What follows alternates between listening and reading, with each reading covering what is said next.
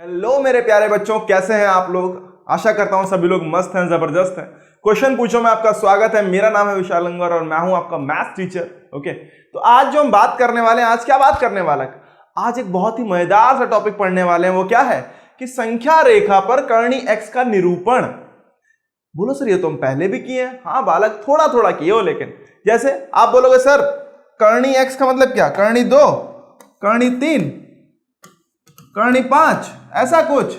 अरे ये तो आप कर चुके हैं, तो सिखा चुका मैं आपको। आज कुछ अलग होगा बालक। क्या होगा जरा ध्यान से देखो, ये सब तो पुरानी बातें थी जो हो चुकी। आज कुछ अलग, कुछ नई बातें हम करने वाले हैं।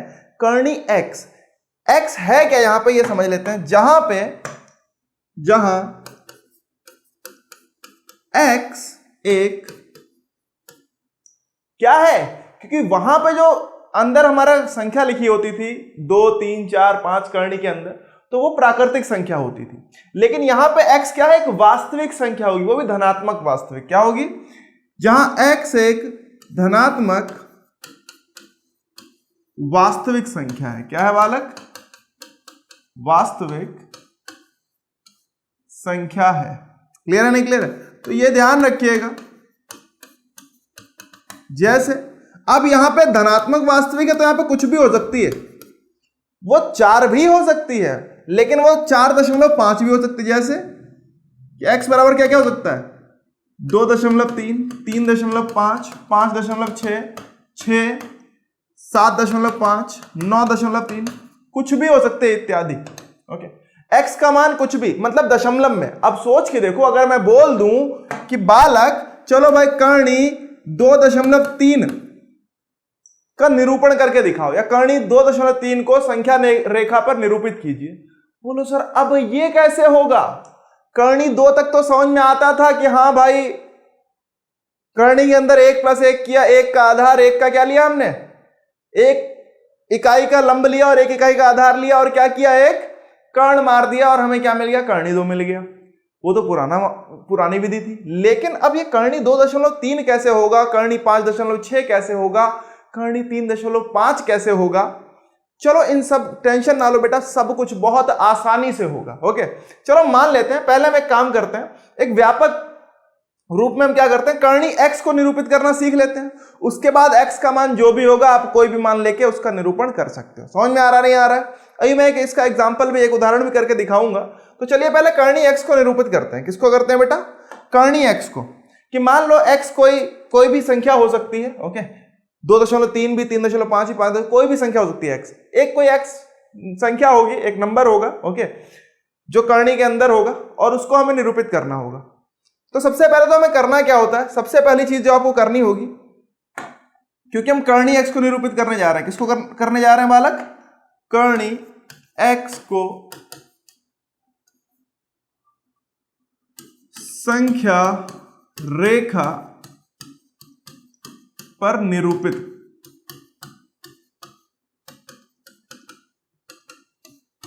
कीजिए। तो देख लो बालक कैसे होगा, जरा ध्यान से देखो। सबसे पहले जो भी था, मान लो हमें x निरूपित करना है, कर्णी x। ओके, तो जितना भी x हो, मान लो वो 3.5 हो, 2.6 हो, कुछ भी हो, x लंबाई की क्या करो, एक रेखाखंड खींच लो। क्या करो, x लंबाई का एक रेखाखंड खींच लीजिए भाई। सबसे पहले तो मान लो इस रेखाखंड को हमने नाम दिया AB। क्या नाम दिया बालक, AB नाम दे दिया हमने। ओके, ठीक है भाई। मान लिया ये A हो गया, ये हो गया B, हो गया। तो हमने AB एक रेखाखंड खींचा, जिसकी लंबाई क्या होगी बालक, x मात्रक, या x इकाई होगी। क्या होगी बालक, x इकाई। क्लियर है? उसके बाद क्या करना है बालक, आपको B से 1 इकाई की दूरी पे एक बिंदु C अंकित करना है, और BC क्या हो जाएगा, 1 इकाई हो जाएगा। मतलब आपको दोबारा एक रेखाखंड खींचना है जो कि 1 इकाई का होगा। कितना का होगा बालक, 1 इकाई का। मान लेते हैं ये हो गया, ठीक। और जितनी मान लेते हैं ये बिंदु जो होगा वो हो गया बिंदु C। ओके, और ये जो होगा बेटा वो कितना हो जाएगा, 1 इकाई हो जाएगा। कितना हो जाएगा, 1। समझ में आ रहा है, आ रहा है, ठीक। अब उसके बाद क्या करना है, मतलब पहले x लंबाई का आपने एक रेखाखंड खींचा, उसके बाद क्या किया, BC को 1 इकाई आपने, मतलब B से 1 इकाई की दूरी पे आपने एक बिंदु अंकित किया C, और BC बराबर क्या हो जाएगा, 1 इकाई हो जाएगा। ठीक है भाई। अब इकाई आप चाहो तो 1 सेंटीमीटर 1 इंच जो लेना हो ले लेना, क्योंकि यहाँ पे कोई सेंटीमीटर नहीं दिया हो। कर्णी 3.5, कर्णी 5.6, सेंटीमीटर थोड़ा ना दिया आपको, थोड़ा बड़ा, क्योंकि सेंटीमीटर बड़ा छोटे हो जाता है, नहीं हो जाता है, तो आप चाहे तो थोड़ा बड़ा ले लो, इंच में ले लो, या 2 सेंटीमीटर को 1 इकाई मान लेना, जैसी इच्छा हो, बात की बात है।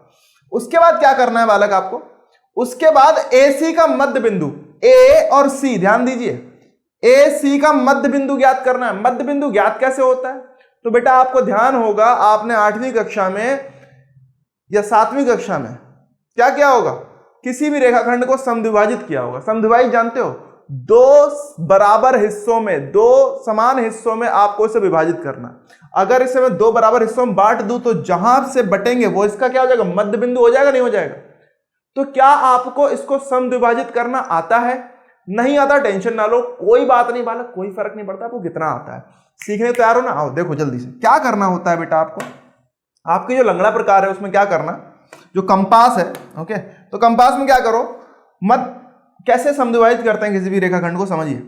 क्या करो, AC जो हमारी है उसमें आधी से ज्यादा दूरी भर लो। मान लो यहां पे आपने अपने लंगड़ा प्रकार की सुई रखी और उसके बाद यहां मतलब ये केंद्र माना और आधी से ज्यादा दूरी भर ली, ओके, आधी से ज्यादा दूरी भर ली अपने किसमें, लंगड़ा प्रकार में। उसके बाद क्या किया बालक, A को केंद्र मान के एक आपने चाप इधर मारा और एक चाप A को केंद्र मान के इधर मारा।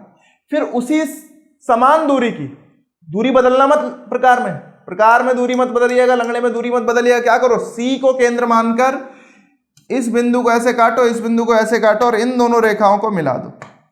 मतलब जहां जहां ये कट रहे हैं, ये दोनों एक दूसरे को प्रतिच्छेद कर रहे हैं, उन दोनों को मिला दोगे तो आपको मिलेगा क्या, चलो भाई बनाते हैं, 1 मिनट रुको बस, थोड़ा सा इधर कर दें।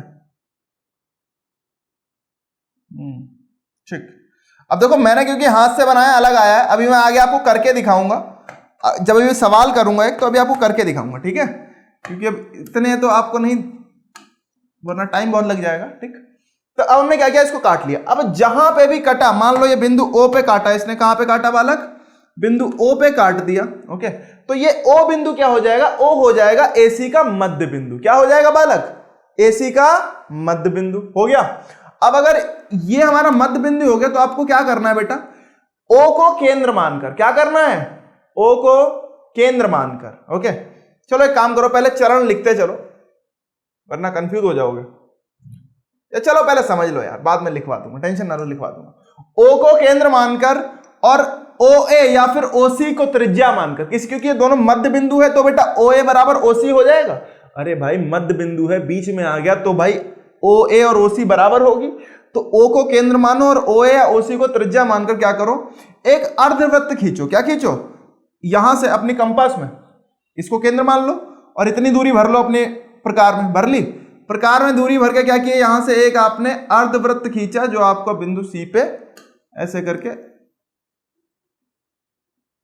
मिल जाएगा, जाके मिलेगा, मान लो ऐसे मिल जाएगा, ठीक है। वो आप अर्धवृत्त अभी बना लो, अभी मैं आपको बना के दिखाऊंगा, टेंशन ना लो। ठीक, अर्धवृत्त बन गया सर। अब क्या करना है, और अगर आप सही बना रहे होगे तो A और C पे ये छुएगा जाके, समझ में आ रहा नहीं आ रहा, इसे प्रतिच्छेद मतलब इसको टच करेगा जाके, नहीं तो फिर गलत कर रहे हो अगर कहीं दूर जा रहा है। ठीक, अब क्या करना है आपको, अब बिंदु B से, मतलब बिंदु B से आपको एक लंब खींचना है जो कि आपके इस अर्धवृत्त को क्या करे, अर्धवृत्त को किसी बिंदु D पे प्रतिच्छेद करे। मान लो यहां से आपको लंब खींचना है, तो हमें BD एक लंब बनाना है जो किसके लंब होगा, AC के लंब होगा, ओके। तो AC के लंबवत हमें क्या करना, हमने एक BD बनाया, मान लो ये 90 अंश का कोण बनाते हुए जा रही थी, ठीक, और ये बिंदु हो गया मान लीजिए D, ओके। तो BD हमारा क्या है, लंब है AC के, क्लियर है नहीं क्लियर है। तो बेटा हमेशा ध्यान रखना, जब भी आप ये BD खींचोगे, जो लंब होगा आपका और जो आपके अर्धवृत्त को क्या बिंदु D पे प्रतिच्छेद करेगा, यही BD बेटा आपका कर्णी X के बराबर आएगा। किसके बराबर आएगा, कर्णी X के बराबर आएगा। समझ में आ गया नहीं आ गया। अब कर्णी X क्योंकि एक धनात्मक संख्या होगी तो ये कहां होगी, 0 के सीधे हाथ पे होगी। अब आपको बहुत ध्यान से देखना है, अभी कर्णी X आपके पास ये दूरी है कर्णी X, लेकिन इसको संख्या रेखा पे लेके आना है। बोलो सर संख्या रेखा तो कहीं दूर दूर तक दिखाई नहीं दे रही है। अरे दिखाई दी क्या? नहीं दी। अब आपको क्या करना है, बहुत ध्यान समझिए बेटा। ये जो कर्णी एक्स आया हमारे पास, अब करना क्या है आपको, अब आपको एक संख्या रेखा बनानी है। कैसे बेटा? ऐसे बनानी है कि b को शून्य मानना है। मान लिया b को जब शून्य मानोगे तो आपको पता था कि b से हमने 1 इकाई लिया था, तो ये 1 हो जाएगा, c बिंदु 1 हो जाएगा। ऐसे बेटा इस रेखा को थोड़ा हम और आगे बढ़ाएंगे। इस रेखा को हमने थोड़ा और आगे बढ़ाया। ओके, ऐसे बेटा यहां पे 2 हो जाएगा, मान लो ये 0 1 ऐसे 2 हो गया, ये 3 हो गया। ऐसे संख्या रेखा चलती चली जाएगी, चली जाएगी। अब आपको करना क्या है, BD को जो हमारा कर्णी एक्स था उसको कहां लेके आना, संख्या रेखा पर। कैसे होगा? कुछ नहीं बालक, B को केंद्र मानो और BD को त्रिज्या।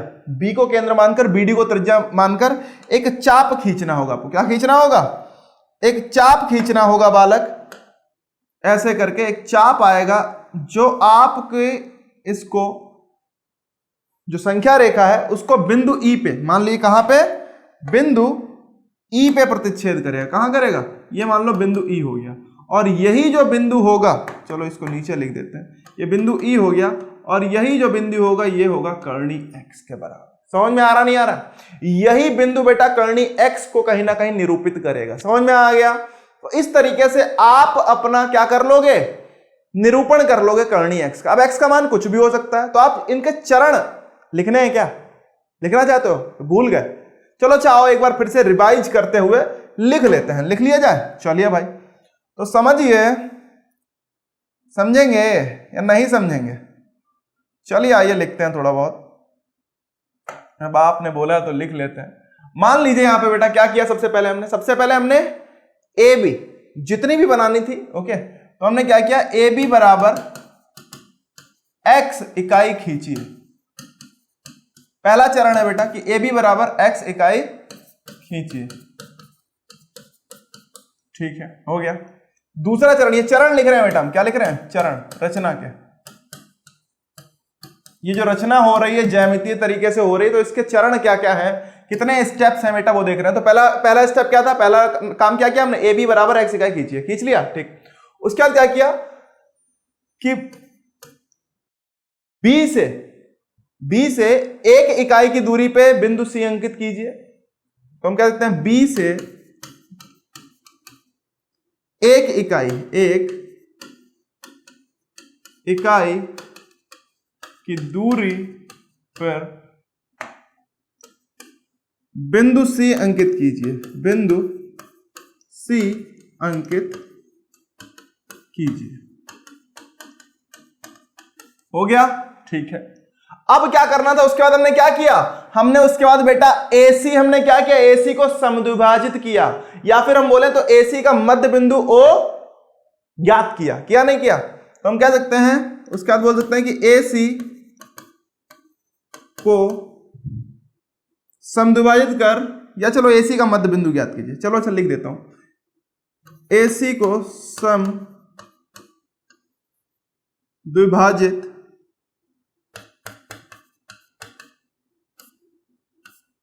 कर AC का मध्य बिंदु O ज्ञात कीजिए। हो गया? हो गया सर।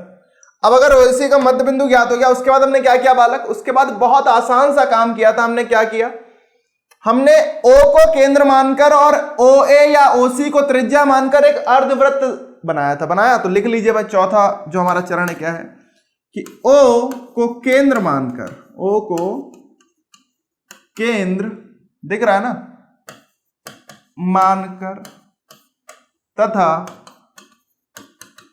OA या OC को त्रिज्या मानकर, OC को त्रिज्या मानकर एक अर्धवृत्त खींचिए। क्या खींचो बालक? अर्धवृत्त खींचिए। हो गया? हो गया सर, बहुत सही। अब ध्यान दो बेटा, हमने क्या किया, ओ को केंद्र मानकर और ओ ए या ओ सी को त्रिज्या मानकर हमने एक अर्धवृत्त खींचा। अब हमें क्या करना है, बिंदु बी से एसी के लंब एक रेखाखंड बीडी खींचिए। ओके, एक लंब खींचिए जो, आओ लिखते हैं, क्या करो भाई, बिंदु, पांचवा है, बिंदु बी से एसी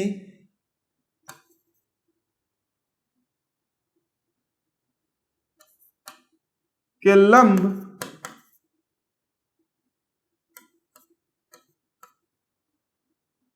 एक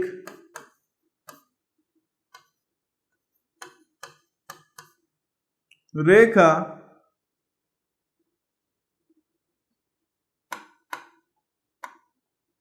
या एक रेखाखंड खींचिए जो अर्धवृत्त को बिंदु डी पे प्रतिच्छेद करे, जो अर्धवृत्त को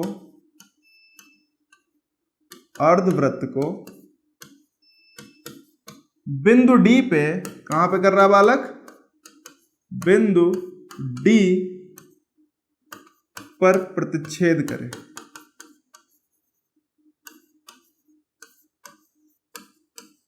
समझ में आया? हो गया सर, ठीक। अब उसके बाद क्या करना है, आपने इसे प्रतिच्छेद करवा दिया, उसके बाद बालक देखो, हाँ बोलो सर राइटिंग बड़ी गजब है।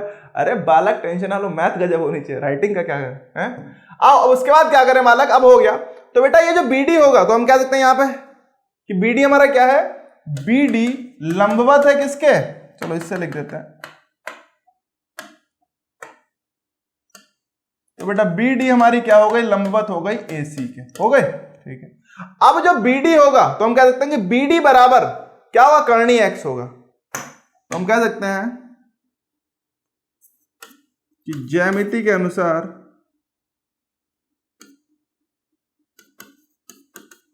या छटाओ, ये मत लिखो इतना कुछ, तो हम कह सकते हैं तो तब बीडी बराबर कर्णी एक्स होगा। ओके, तो बीडी और कर्णी एक्स हो गया। अब आपने क्या किया, उसके बाद क्या किया बालक, उसके बाद आपने बी को केंद्र मान, मतलब बी को, अब आपने क्या किया, बी से आपने संख्या रेखा बनाना शुरू की थी, तो हमने क्या किया कि एक बी को 0 माना, सी को 1 मान के एक संख्या रेखा, आइए भाई बनाते हैं। तो हमने क्या किया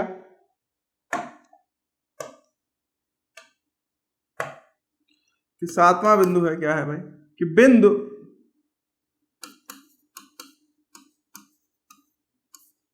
बी को 0 मानकर सी को 1 मानकर एक संख्या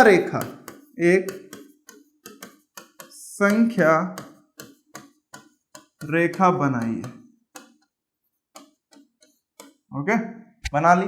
उसके बाद क्या किया हमने, संख्या रेखा बनाने के बाद फिर हमने क्या किया बालक, बी को केंद्र मानकर, बीडी को त्रिज्या मानकर एक चाप खींचिए जो आपकी संख्या रेखा को बिंदु ई पे प्रतिच्छेद करेगा। तो आइए भाई वो भी लिख लेते हैं। ये लिखने को नहीं आएगा, लिखवा इसलिए रहा हूं जिससे कि आपको ध्यान रहे, ओके, भूल ना जाओ मेरे भाई। आओ इधर समझो। तो बेटा 8वां क्या किया कि हमने क्या किया, फिर बी को केंद्र मानकर और बीडी को त्रिज्या मानकर, क्या माना हमने इसको, त्रिज्या मानकर एक चाप खींचिए, एक चाप खींचिए जो संख्या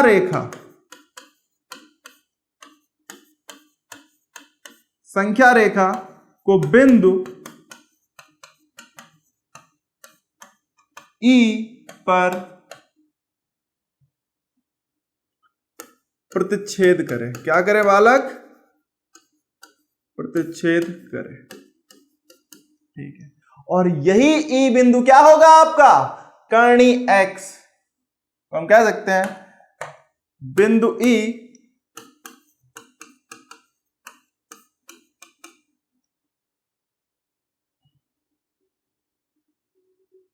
ही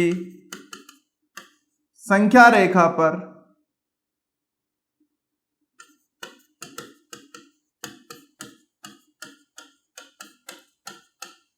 कर्णी x को निरूपित करता है, निरूपित करता है। क्लियर है नहीं क्लियर है? तो यहां से आपको समझ में आ गया होगा मतलब क्या है हमारा, कि हम बोल सकते हैं कि जो BE होगा वो आपका कर्णी x के बराबर आएगा। समझ में आ रहा नहीं आ रहा? मतलब क्या है समझ लो कि भाई जो BE थी, BE वो क्या होगा, ये जो दूरी होगी ये आपकी कर्णी x के बराबर आ जाएगी E बिंदु तक। समझ में आ रहा नहीं आ रहा? तो इस तरीके से आप अपना निरूपण कर लेंगे। समझ में आ गया? पक्का? कोई डाउट? अरे कोई कंफ्यूजन? कुछ भी नहीं? तो चलो आज के इस वीडियो में हम इतना ही रखते हैं कि कर्णी x को निरूपित करना हमने सीख लिया, चरण हमने सीख लिया कि क्या किस किस चरण से हमें चलना है जिससे कि हमारा निरूपण हो जाए। ओके, अगली क्लास में बेटा हम क्या करने वाले हैं, अगले लेक्चर में कर्णी 3.5 को हम निरूपित करके आपको दिखाने वाले हैं। ओके, तो वो नेक्स्ट लेक्चर में हम करने वाले हैं जिससे कि आपको बहुत अच्छे समझ में आ जाए, क्योंकि अभी ये बहुत जल्दी जल्दी में करेंगे, लेक्चर ऑलरेडी बड़ा हो जाएगा फिर। ओके, तो चलिए मिलते हैं नेक्स्ट क्लास में, तब तक के लिए बाय बाय।